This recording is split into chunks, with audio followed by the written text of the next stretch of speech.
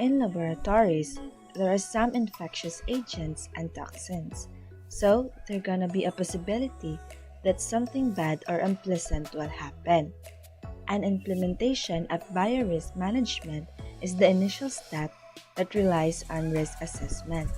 That risk assessment includes the identification of hazards and characterization of risk.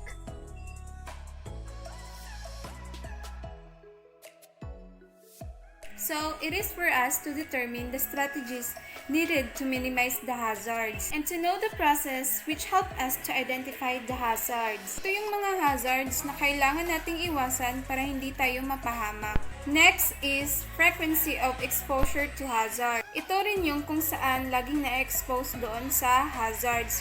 Yung mga delikadong lugar or mapanganib. Again, it is for us to be safe because kung walang ganito, I don't know, baka meron ng maraming namatay or 50-50. Kaya we should be always aware of our surroundings when it comes to risks and hazards for us to prevent injuries or illnesses.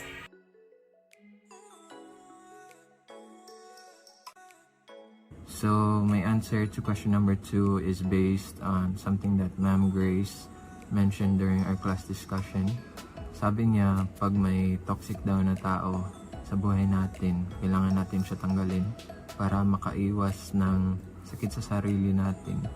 So yeah, in the lab naman, if there are any risks that we encountered, we have to fix that in order to prevent any damages or risk to the employees or whoever is in the lab.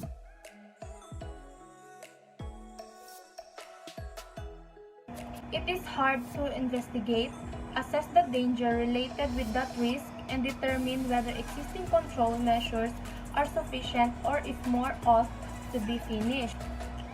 We know that mitigation is the action and control measures that eliminate the risk associated with toxins and biological agents. Paano mo ma-reduce or ma-eliminate yung mga toxins na yun kung hindi ka rin mag-conduct ng risk assessment? Paano mo malalaman kung anong klaseng hazard or anong mga risk ang meron or possible na present doon sa laboratory?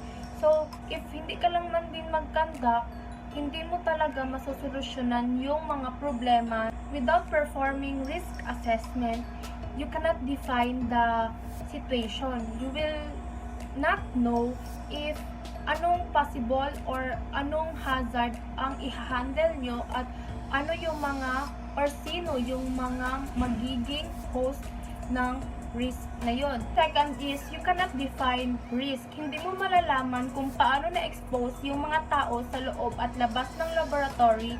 It could be either through mga droplets, ingestions. The third is characterize the risk or the overall biosafety risk. You will compare the likelihood and yung mga consequences of infections. Either qualitative siya or quantitative. The fourth is, i-determine nyo if the risk is acceptable or not. Para malaman nyo kung acceptable ba yun or hindi, kailangan nyo munang mag-evaluate ng biorisk arising from the hazard. So, alam naman natin or based sa aking mention or sinabi, you cannot fully implement mitigation or it will not be successful without the help of risk assessment.